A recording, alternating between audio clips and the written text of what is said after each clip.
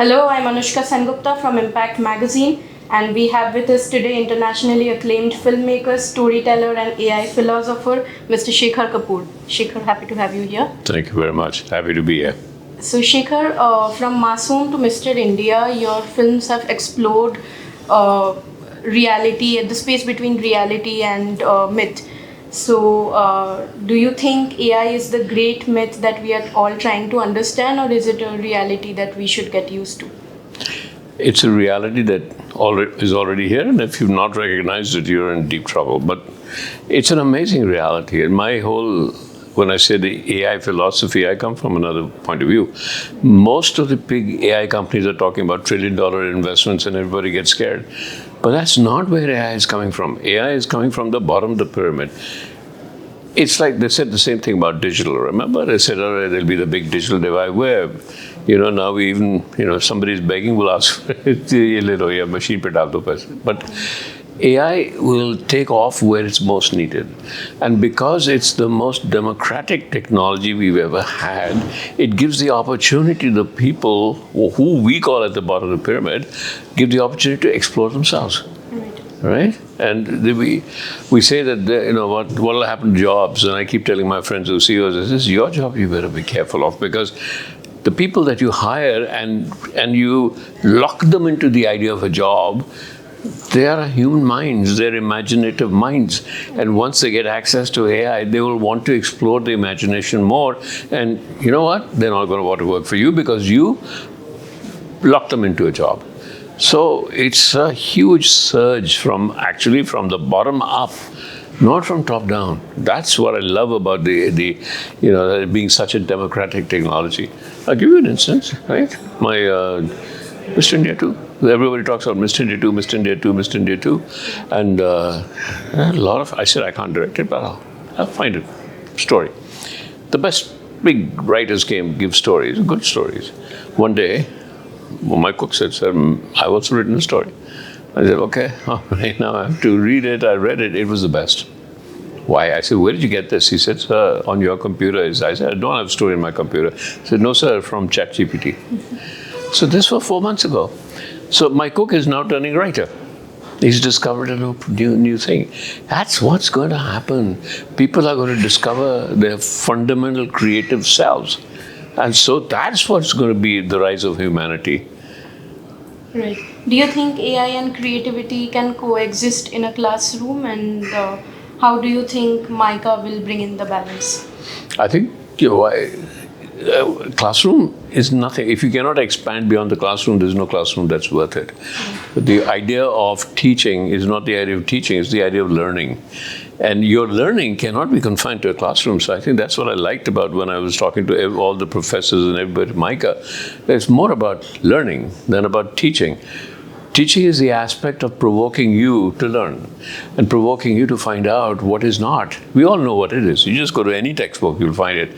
But from that platform, you discover what is not. What is not is what inspires you, that makes you inquisitive and curious and full of wonder.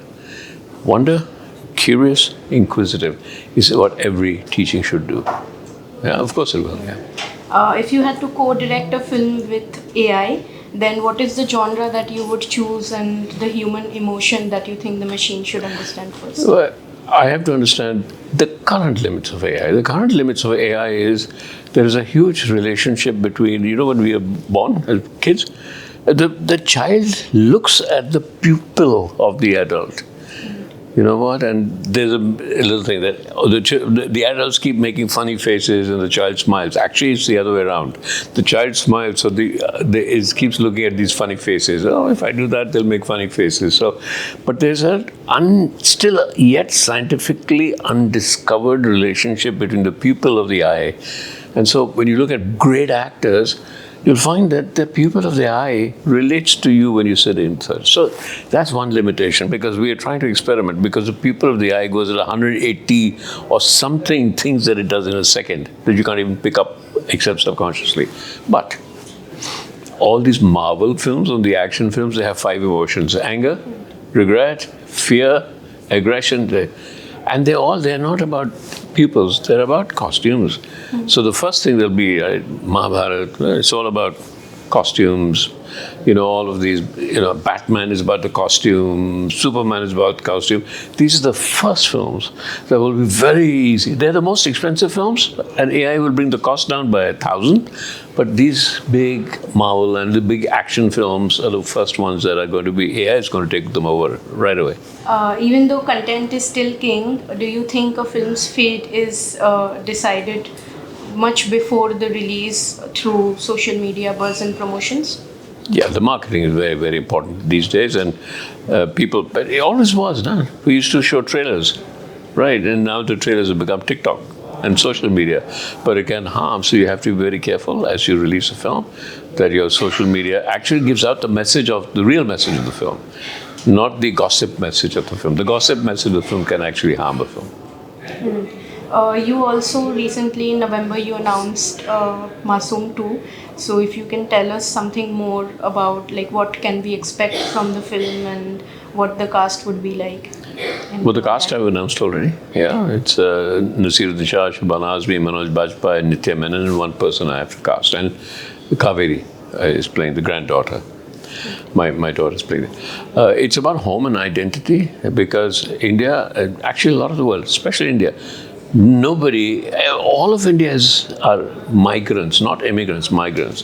From small villages to big villages, villages to towns, towns to huge towns, from huge cities to overseas, Indians spread all over.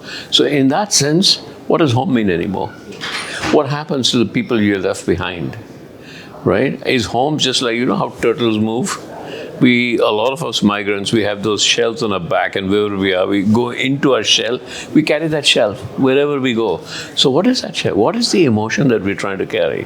What's our relationship? Who are we? And what does home mean? That's a fundamental thing, what it's about. Right. Say from 30 years from now, if an AI filmmaker was to direct a film on you, through your works, then what is that one moment, one scene that you wouldn't want that filmmaker to miss? I'm really open. I want them to direct a very scene I don't want to be shown. So because that's what being creative is about, is to be so open. I ask my actors always, I look for those things they don't want to talk about. Then it's my job to make them go back into that portion and open themselves out. And that's what makes great performance. So yeah, I want them to discover what I don't want to talk about. Absolutely. Thank you so much, Shekhar, for talking to us. It was lovely talking to you. Thank you very much. Thanks.